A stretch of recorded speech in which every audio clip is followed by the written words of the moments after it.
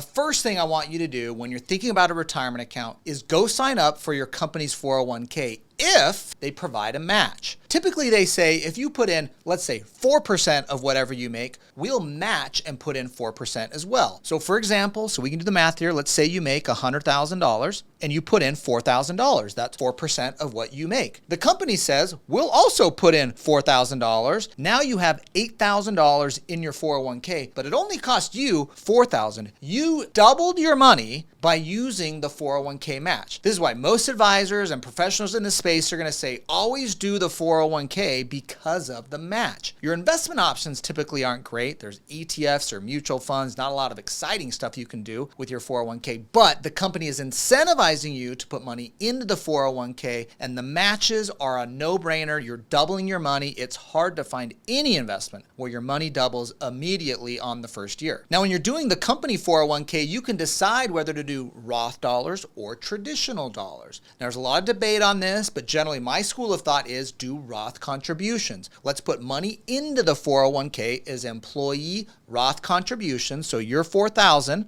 let's choose to do that as Roth. Sometimes they call that post-tax in retirement plan speak. Now, the employer match, you can also now do as Roth as well. This is a new law that passed a couple years ago where the employer match can be Roth dollars as well. It used to have to be traditional for the match. New rules now in effect, though. You can do Roth dollars on the match as well. Now, I want to explain the differences between Roth and traditional. This is the same for 401ks or even Roth IRAs we're going to talk about here in a second. But when I put money in any Roth account, you do not get a deduction on the contribution. So it doesn't help me now.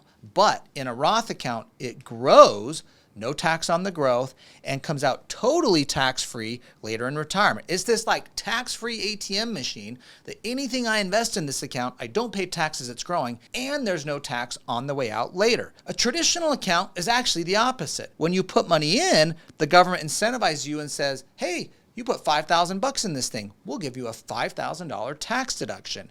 Well, that helps you now. It saves me taxes now. And then the money grows with no taxes as I'm investing and building the account. However, I pay tax on the way out. It's a bummer because as I've grown that balance, later when I hit retirement at 59 and a half, when I start pulling this money out, I'm paying tax on that bigger sum of money that I've grown as I'm pulling it out at retirement. Now, there's lots of different opinions on this. A lot of people say, well, you're in a lower tax bracket then because you're retired, you don't have your business or your income.